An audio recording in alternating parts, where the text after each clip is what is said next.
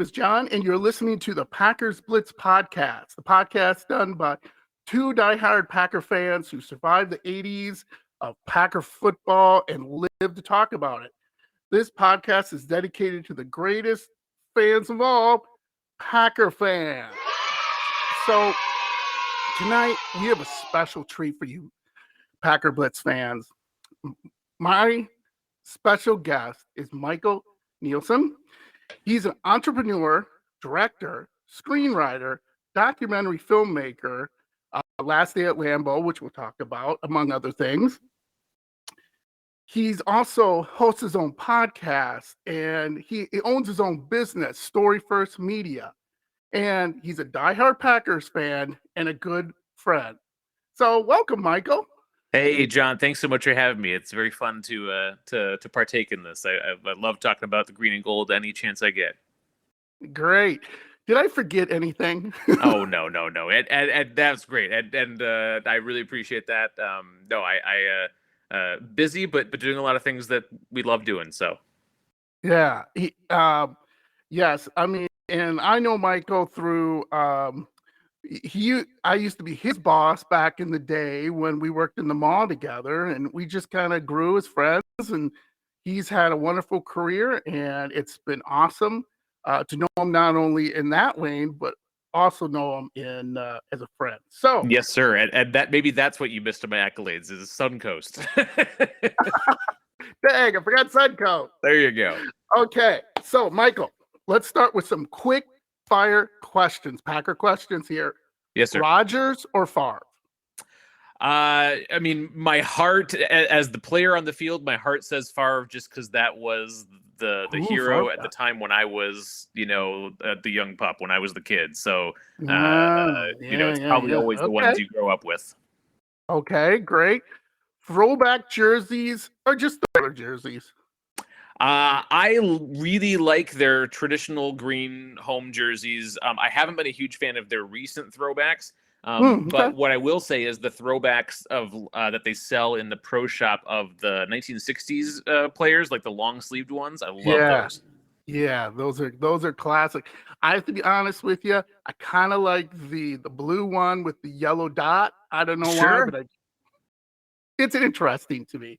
Hey, look, we've never green and gold. The Packers green and gold never looked great on fans all the time from a fashion standpoint. Not that we care, but like the dark navy blue on those jerseys solved that in a big way. Those look good on people for sure. Yeah, absolutely. Lambeau Field, day game, night game. Night game, and I go to one a season. I actually was just at the Lions game that they lost. And I was at the season finale last year against the Vikings, the home finale. And I love going to like a Sunday night game or a 3:15 game that goes to night. I love that. Yeah, you don't mind all the people who have been drinking beforehand, get a little rowdy.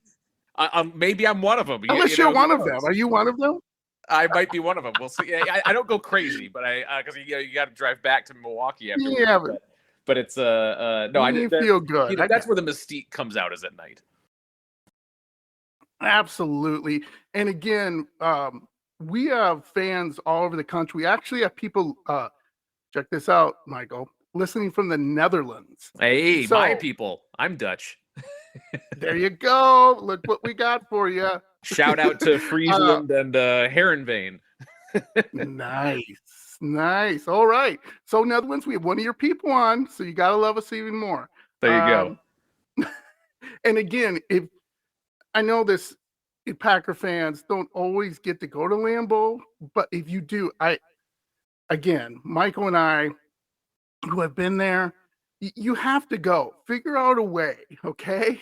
Because trust me, once you go there, night game, he's right. It's magical. It is just the fireworks going off, the lights going on and off, the celebrations, the jump around.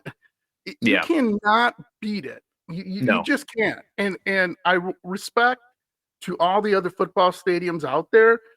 I've been at quite a bit. You just don't rival, even though like they're how do I say, maybe better stadiums. Like they're Mhm. really well done, right? Like SoFi More Stadium. modern, I've yeah. never been there, but that looks like a pretty cool place to watch a game, right? Right. Right. But it doesn't match up to the majestic feeling when you're at Lambeau. So No. last quick fire question. Cheese curds, do you like them fried or just the plain ones? Honestly, fried. I wish that I preferred them not fried from just a health standpoint, but I actually, the squeaky cheese curds, I've never really seen what the big deal's about. Even as a lifelong Wisconsinite, I've never really understood what the passion is there. But get me a deep fried cheese curds at the Old Fashioned on the square in Madison, Wisconsin, and I'm there every day. Delicious, delicious. So my first episode, Michael, me and my friend Andy, we talked about why we love the Packers. So now it's your turn. Why do you love the Packers so much? I mean, it's probably not anything more interesting than just they were the team that I was raised to love. I was born in Milwaukee, was there for about 2 months before my dad got a new job in Rockford, Illinois, and then we moved there. So I lived, the first 11 or so years of my life in Illinois, in Bears country. And there was a time where my dad, considered raising me as a Bears fan, even though he's a lifelong Packers fan, just because. Because he wanted me to be able to, be part of the culture there and whatnot. But thankfully, he realized the error that would have been. However, there are some blackmail photos of myself as a young child wearing some Bears colors occasionally. But ever since, no, Packers, my dad would take me to Packers training camp every off season. Nice. I never was the kid on the bike, but I walked with the players and got autographs that way. It's just, it's part of my culture growing up. So tell me, do you still have your Brett Favre picture? When you're a little kid? Yep, I've got that one, and I've got the ball that he's signing for us there. I've got it on my mantle in my dining room. The best. Although Brett Favre has had some recent issues, we won't talk about it in this podcast. Right? No, yes, exactly. Okay. Again, I'm a Rodgers guy. I'm not going to lie, but he's my boy. I love everything he does, and I get why people, just switching up here a little, I get why people have a hard time with Rodgers, because when he walks in the room, he's the smartest guy in the room. I mean, you know what I'm saying? Or I do. At least puts that image out, right? Yep. And he kind of is a guy that, unlike Favre, Favre was mud and blood and guts, and I still think that's tough. That's my opinion. He's played through a ton of injuries. I mean, you can go through the list he's played through, but he doesn't show it as much as Favre does. He doesn't come out and be like, "Oh, I busted my shoulder because, right. He's like, my shoulder hurts." Okay. It's a totally different era too. Yeah, it's totally right. Totally different era. I relate, I think, on a personal level more to Rodgers at that type of player. The more in his head, like less showing on his face what he's feeling all the time. But Favre was the romantic. Favre was, what you pictured, as a kid playing. That's what you would be like. The thing is, Favre, and I still think Rodgers can, but Favre could play in any era. You could put him in the 40s, 50s, 60s, 70s, 80s. He could play, right? Yeah. Don't you agree with that? I do. Yeah. So that's really interesting. So first tough question. I'm putting you on the hot seat, Michael. Nice. What happened to this season? What went wrong? Well, I can tell you what. So I've been thinking a lot about this. I think it's because the Packers organization. You can place pieces of the blame at every level. But the way I'm feeling about it right now, a week after the loss, but you were at the game, right? I was at the game, and that was. Being at the game made it a little bit better because you at least had the magic of the night, as we were talking about. But sure. But it was you really didn't think you were losing that game. We were not thinking that game was going down. No, not at all. a week removed from that, plus a day after seeing the Vikings lose in the playoffs, which is almost as good as a Packers win. I'm feeling at this point now like the reason the 2022 Packers failed so much is because the Packers organization has mixed philosophies. They're not they don't have a single North Star they're moving towards. They are going in two conflicting directions. One that is, we've got the last couple years here with the greatest quarterback in the league, so to speak. Let's make the most out of it, go all in. That mindset, re-sign all our guys for more than we would normally do, all this kind of stuff. Live at the edge of the brink of the cap. And then you've got the conflicting philosophy of, but we're not going to bring anyone in really that's going to replace Devontae Adams, and we're going to draft young guys, and that's pretty much all we're going to do. Almost the usual philosophy of the Packers of draft and develop, and those two philosophies to me that make a decision. You got to pick one. Like if we're not, either go down by going all in these last couple years, or decide you're moving on, because there's literally no point to re-signing Rodgers for $60 million a year and then basically treating the rest of the team as though you're planning for the future. Like there's no purpose to that. Yeah, you're exactly right, Michael. And that's something we brought up in my past podcast. Here's my second question to that, kind of a piggyback question. Do you think Gutekunst and LaFleur make a good team? Do you think you kind of mentioned the front office? How do you think they work together? It's a great question. They certainly seem to be, I guess we'll say the obvious up front, which is that there's so much we don't know, right? They're so tight-lipped in this organization, beyond the other NFL teams, that all of it has to be kind of reading tea leaves. But the tea leaves that I can see make me feel like, that I'm sure they get along fine, but they seem to have different philosophies. I feel like LaFleur is genuinely trying to win every year with what he has. And he's kind of trying to accommodate Rodgers to one degree or another. And there's a question there, right?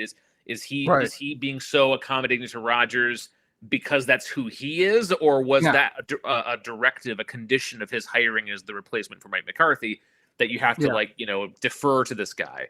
But I feel like Gutekunst is the one who's like kind of operating on his own philosophy, and even though they're supposedly equals in this new structure that Mark Murphy set up, it seems like Gutekunst kind of does his own thing without really being on the same page with LaFleur. It does feel that way. Yeah. So speaking of that new structure that they've done for the past few years, the Vikings tried it and it didn't work. Right. Okay. So I get it, right? So we're both we both manage people, right? Yep. We both work with people, yep. with your films. And the first thing you understand is if there's too many cooks, right? Yep. I just use that analogy, right? If everyone's telling you, hey, Michael, move the camera to this shot. Oh, actor, let I'm going to come out of this door. Oh, no, I want to film it at morning. You're going to be like, you're going to flip out, right? You need to say, no, we're going in afternoon. The actor's going to come through this door and I'm going to set up this shot, right? Right. Here's the thing with Mark Murphy. And that's my other question for you. Do you think Mark Murphy is doing enough for the Packers? Well, so it's interesting to jump off of what you were talking about there with management. You at minimum as a manager need to have clearly defined roles of those underneath you, right? So like in theory, I still wouldn't be in favor of this structure, but in theory, on paper, I could imagine it working if you have Gutekunst and LaFleur and Russ Ball, with these really clearly defined roles that they don't step on each other's toes and they report to a strong leader in Mark Murphy. But I don't get the impression that Mark Murphy is the guy that you want that structure with. Like somebody has to be a real vision layer, like a real the guy who says this is our North Star, this is what we're going after. Right. And I Mark Murphy's done a ton for the organization. Titletown and all that is amazing, and it's going to directly impact the product on the field for years to come. And I think he genuinely wants to win. I think he's got like 1 or maybe 2 more years left on his contract before he has to like automatically retire. So like I'm sure he wants. Him and Rodgers are tied. Yeah. So I'm sure he wants another Super Bowl here before he gets done. But like I don't know. I still feel like he's kind of sitting in his office dealing with the corporate side of things, and then he's got 3 co-equal branches. Exactly right. Yeah, underneath him. So exactly, you hit it right on the head. So what has happened in Mark Murphy's tenure, Packer fans? The stadium is beautiful. Yeah. There's all new concessions. There's all new restaurants. The Packers Hall of Fame. If you haven't been, please go. It's gorgeous.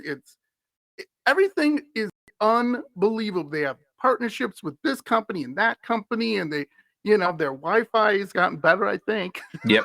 There's scouts at the games, I should say, preface that, at the game. So everything on the outside looks great. You know what I'm saying? It's like, so there's an old saying in football, scouts use it, okay? NFL scouts use it, where they say, looks like Tarzan, plays like Jane. Yeah. Okay? So it's that guy that shows up and he's 6'3", 250, runs a 4.2 40, and he can, he does the shuttle thing and the passing thing and whatever the hell they jumping on shit. Whatever, right? And he's just, oh my God, this is amazing. And you put him on the field, and there goes the running back. Yeah. Right past him, and he's in the wrong gap. He overran the play. He committed a penalty, right? And that's kind of feel like the Packers right now, like Mark Murphy is saying, okay, guys, this is all shiny and nice. Look at this. Oh, this is great. Wow, look at the new training room. And now, wow. Okay, so win. Yeah, right. Right? And there's all no of that. direction, like you said, what do you mean win? I get win, but how, like fill the gap, right? And all of that, I know you believe this. Like all of that stuff you were listing about, Titletown and the stadium being beautiful and everything in the Hall of Fame. That's all super important because like that is the stuff that is like going to secure the Packers' place in Green Bay for years to come. Yeah. And like, they're being the smallest, market in pro sports. They need to do things like that to keep up. But it's just that the product on the field is kind of confused right now. I'm not entirely certain that everyone is aiming the right direction. Right. And Goody's drafts, believe it or not, Michael, this draft is by far his best draft. Yeah, I agree. Christian Watson, Quay Walker, you got Keeson Nixon, Romeo Doubs. Romeo Doubs. He got all these guys and all these hidden gems and all this stuff. I mean, Quay Walker, if he can stop being a moron, right? Stop pushing people, right? I get it, but just step away and be like, nope, I'm not getting involved in that. I get it. You're on the football field, you're all revved up, you're ready to fight. But if some guy just comes in there with a jacket and he's not wearing a jersey, just leave. Just walk away. Right. We just need more consistency from the rookies. Yep. But all in all, I'm really well pleased with this draft class, and I agree. They did really well. Now, you come into this draft class, and you have to basically do the same thing again, because what do we need? We need, and by the way, I want you to have my draft special. Hopefully you can do that. Great. And we want to bring guys in who are like this. Now we have the Georgia line. We're bringing guys in Georgia, which is fine because they're an established college football program right now. Back-to-back national championships, probably going to win a third one. They're established. That's okay. Let's get guys from there. However, don't forget about the guys that really get the job done for the Packers, like Nick Collins. Nick Collins, he's from like Bethan Cookman or something. Right. Right? He's from wherever, not a powerhouse. Right. But one of the greatest safeties ever for Packers. So let's move on to the next topic then.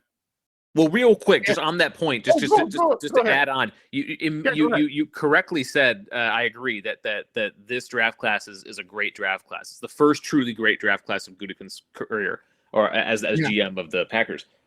Can you imagine though? This just goes to the lack of cohesion and the focus of what the team's going for. They didn't do anything in free agency before 22 outside of Sammy Watkins, which was always going to be kind of like a surprise thing if he turned out. They didn't do anything to strengthen the wide receiver core or the tight end room or anything after Devontae Adams leaves. Can you imagine if that draft class didn't turn out the way it did? Like to some extent, they were lucky that they were they turned out the way they did. And they still missed the playoffs. So it's just to me, that's, you don't lean on the draft as your influx of talent when you're supposedly going all in. So it's just, and I'm not even saying that, like, I get they're right at the edge of the cap for the year, so it's not like they have a ton of money to spend. No, but I don't understand why they're.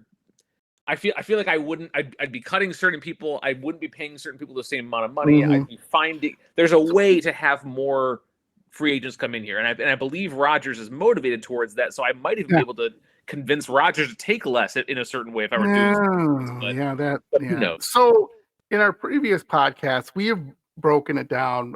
My buddy Andy broke it down. Yeah. So Rodgers is due $53 million next season, a little bit more than that. Aaron Jones is due $20 million. Bakhtiari is due $15 million, I believe. And then we got guys like Robert Tonyan. You pay him. Right. We got some offensive linemen. Do we pay them? We got Adrian Amos. Do we pay him? Yeah. Darnell Savage. Do we pick up his option? So it's really going to be an interesting offseason because I think Rodgers is a man of principle, if that makes sense. He's a guy that says, hey, man, I busted my butt here for how many years? Right.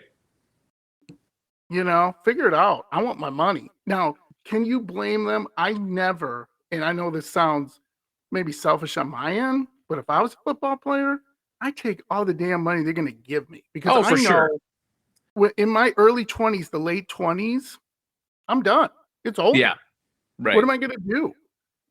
Completely. I don't begrudge any player for doing that either. It's purely just thinking about, what there are ways that you can find money under this cap, and there's going to be a lot of restructuring being done. But so anyway, awesome. I love that. So we all agree that we got to do something, have direction. We got to be all in. We got to figure it out, and they can figure it out because they have some really good financial people with Russ Ball. He's worked miracles in the past. Time to do it again, Russ. Right. So one of the things I want to know is Jordan Love. The big thing was when Rodgers was starting to slip a little bit and everybody was screaming, Jordan Love. And I was like, are you people stupid? If he would have beat out Aaron Rodgers, don't you think he would have played? And by the way, if you watch any preseason games, he was playing against vanilla defenses, against sometimes the starters, yes. He couldn't win a game. Could not get it. Now, did he look good in his his garbage duty against Philly? Yes. The ball came out, he was thrown. But Philly was like, we're up, man. Oh, shit. Better start covering someone. So let's say, this is going to break my heart. Let's say Rodgers says, I'm done. I'm going surfing. I'm going to hang out with, my buds, and we're just going to have a good time and have some ayahuasca. That's right. We got Jordan Love. What do you think? It's hard to know, right? I think he's going to be better than we've seen him before, but he what's his ceiling, right? You just don't really know until we see some extended looks at him, and that's kind of what's the most frustrating part about this season is the fact that they got eliminated in the final game as opposed to 6 games earlier. You could have had 6 games to look at him. but because they weren't eliminated, you couldn't do that. You had to keep Rodgers playing. So it's almost the worst of all worlds that they went on the streak they did and only lost the last game. Because we could have had a better look and better known. Because now it's a total mystery box. It's whatever your hopes are. Jordan Love could be that. Yeah, and you know what the funny thing is? It's people don't understand. Guys like Mahomes, Rodgers, Brady, who I hate, by the way. If you I'm doing a whole thing on him anyway. So those guys came in and had pretty much immediate success, right? Yeah, I mean, it's hard to know what Rodgers would have done in those first 3 years, right? But still, yeah, correct. So the only thing I say is when McCarthy was coaching us in the 2007, and I think you may have brought this up. We'll talk about your documentary here in a couple minutes. But there was rumors that they wanted to put Rodgers in when Favre started to have trouble. Right. But McCarthy didn't pull the trigger because he's frankly scared of Favre. Yeah. Who isn't at that time? And, to me, it's almost the same situation, which, again, when we talk about your documentary, we're right back to where we started. Yeah. It's history repeating itself, totally. And hopefully it doesn't repeat itself as dramatically as Favre's did going to the Vikings and all that. But you're right that it's the same dynamic where McCarthy comes in and takes over coaching Favre, who, he is deferring to Favre because of the dynamic between the two of them. And now LaFleur is doing the same thing. It'll be interesting to see what happens with whatever quarterback, if it's Jordan Love or whoever else under LaFleur after this. The dynamic will be totally different. Correct.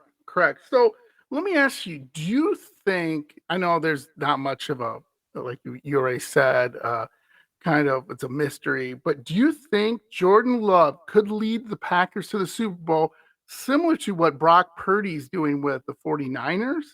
I think he could, but I wouldn't bet my money on it without more information, right? But it's possible. I'll hope for it. Here's the thing, Michael. As we know, guys like Ben Roethlisberger, when he was with the Steelers, they just surrounded him with so much talent. Right. He couldn't fail.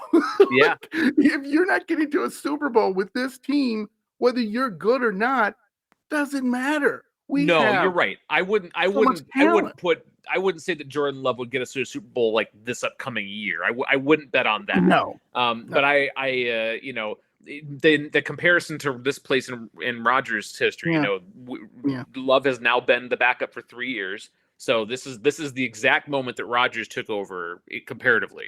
So at this moment in Rodgers' career, we didn't know anything as fans then either. We heard rumors throughout the organization from reporting that they really liked what they were seeing and that they were confident enough in him, but we didn't know anything. So part of me wants to say we're in the same boat with Love right now, and it's just the sheer odds are so against the idea that you're going to have a third Hall of Fame quarterback right off the bat. We probably won't have that, but will he be Lynn Dickey? Could he be Don Mikowski? Yeah, could he be one of those guys? Because those guys I think could have gone to the Super Bowl too in a given year. Yeah, absolutely. All right, here's the last hot seat question: will Rodgers retire or stay? Right now, I'm betting he's going to come back for one more year, and this will truly be it. Okay, that's my bet. Okay. If so, we kind of already talked a little bit about it. Do you honestly, and I'm making you be honest on this. Yeah. We can get back to another Super Bowl with Rodgers. I think they absolutely can. But it's going to require a unity of focus. If he comes back this year, the whole organization top down needs to decide, okay, we're paying this guy close to $60 million. There's no point in us doing that if we're not going all in. Are we going all in or are we not? So if they go all in, it could absolutely, like, to me, the two most frustrating seasons in the Rodgers era are the way they ended were 2014 for obvious reasons in Seattle, and 2020, the pandemic year against Tom Brady at Lambeau, because both of those years, those were legit Super Bowl teams. Super Bowl teams. Yeah, so absolutely right. the Packers were ready to go to the Super Bowl, and I think honestly could have won the Super Bowl both of those years. And Totally agree. that's what makes those such heartbreakers. If they go all in this year and do the same thing they did in 2019, where they bring in a Zadarius Smith, they bring in a Preston Smith, they bring in a Adrian Amos, all that. If they do all that, sure, they could go to the Super Bowl this year. Yeah, I agree. And 2014 and 2020, the two common denominators for him were coaching moves, right? Yeah. We're on the 8-yard line in 2020 at Lambeau. We can't punch it in. It's 4th and 3 or whatever it was. You got to go for it, LaFleur. Yeah. You just have to. Yeah. And woulda, coulda, shoulda, and blah, blah, blah, blah, blah. I don't want to hear it. Yeah. Every Packer fan, if you would have went for it on 4th and 3, and let's say, I don't know, Rodgers overthrows somebody and you don't make it, and they get it at the 8, everyone's like, okay. Wouldn't you be like, okay, all right, you try, we get it, win or lose, we got it. You think you would have had that attitude? Well, and I have to be honest again, because you're requesting honesty out of me. At the moment that all happened, I actually was in favor of kicking the field goal, but even I, in retrospect now, and I think LaFleur also, based on his play calling sense, he seems to regret that decision. It was the wrong move. In 2014, it was like, if it could go wrong, it did go wrong. That was an act of God. Yeah, I don't know what that was. Yes, it was. Absolute act of God. It was like somebody went, called Roger Goodell and said, hey, better lose this game. We have your family hostage. Exactly. A good movie, by the way. Yes. We take Roger Goodell's family hostage. Packers win Super Bowl. All right, I like that. Okay, so you did a documentary a number of years ago, which I have the link on my website, called Last Day at Lambeau.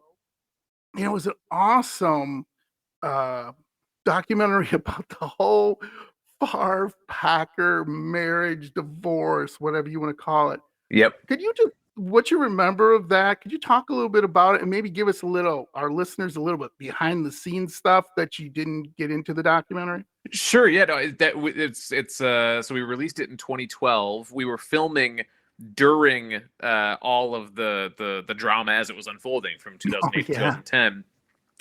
And so, if you go back and watch that right now, you'll see a very young Tom Pelissero in it when he was still writing for ESPN 1500 in the Twin Cities. Now he's, very famously, the heir apparent to Ian Rappaport with NFL Network. We have a number of other people. Wayne Larrivee is in the film. Lori Nichols in the film. Tom Silverstein. All the beat reporters that you read on a regular basis today. Pete Doherty. And so we wanted to capture at the time.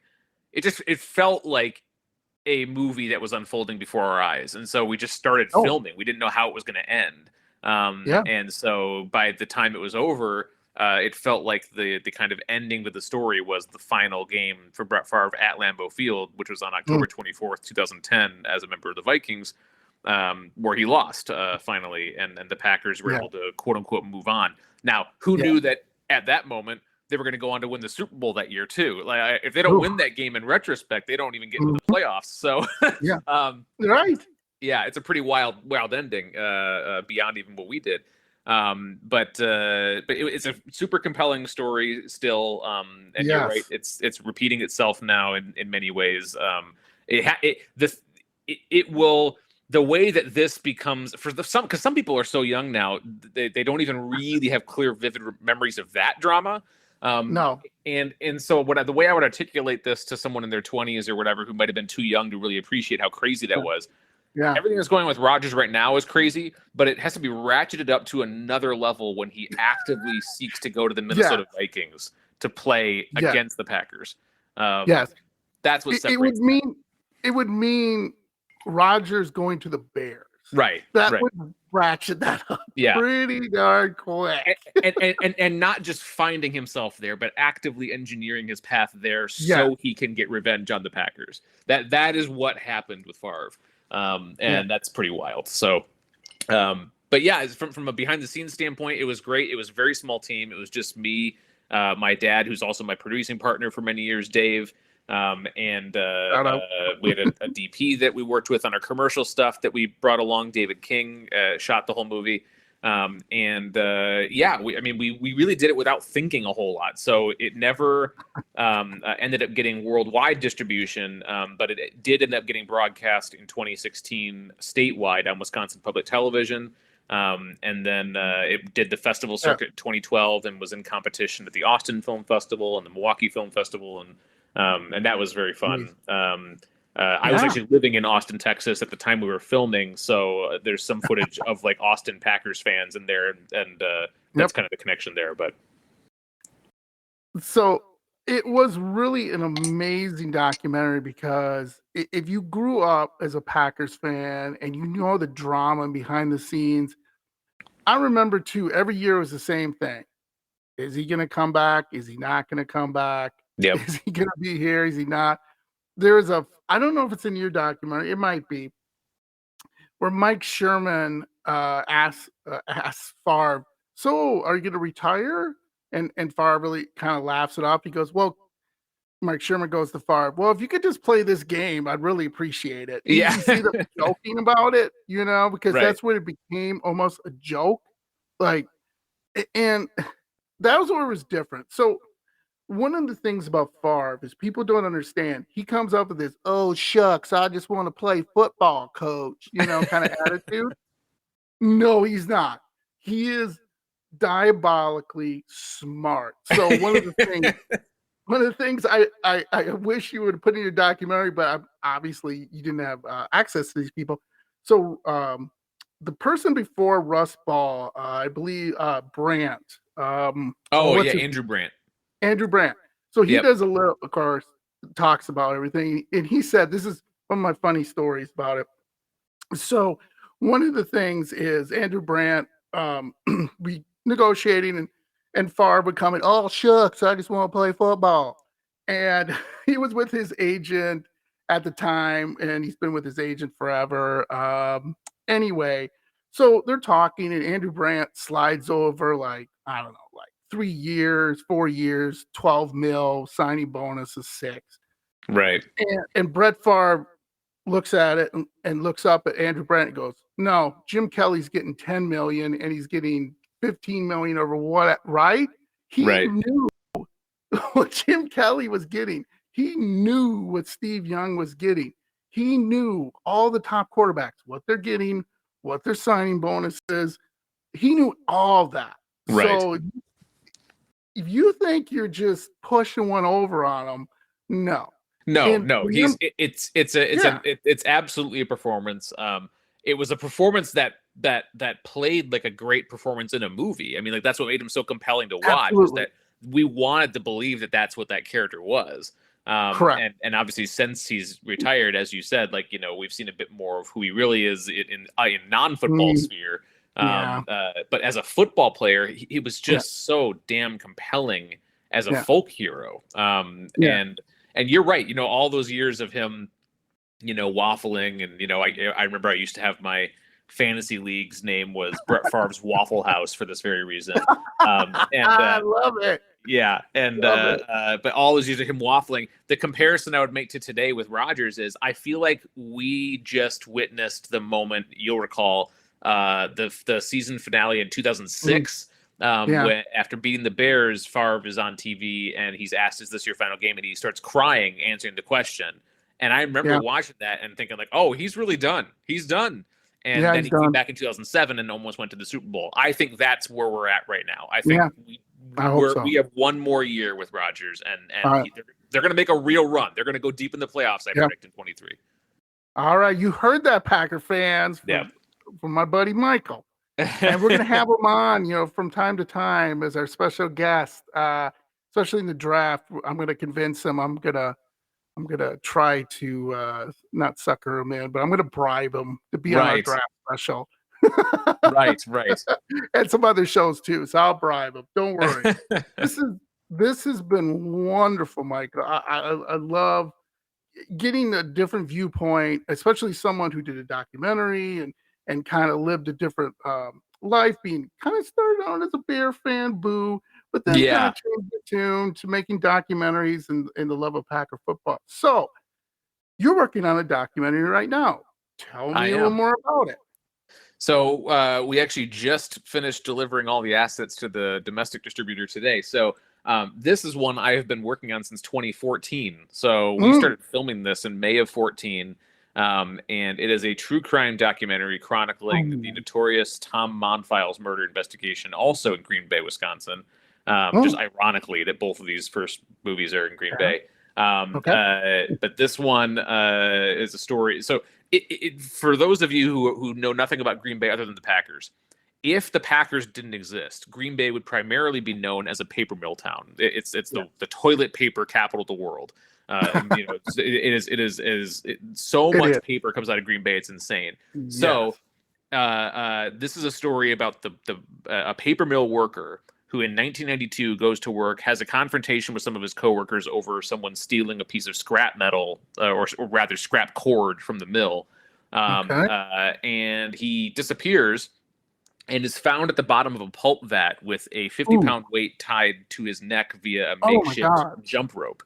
And so there ensues a 2-year-long investigation, which ends up culminating with 6 of his coworkers being sentenced to conspiracy to murder him for life in prison. And one of them remains in prison to this day, kind of the ringleader, so to speak, Keith Kutzka. But all 5 of the others have either been released on parole or habeas corpus, and then one of them died in prison.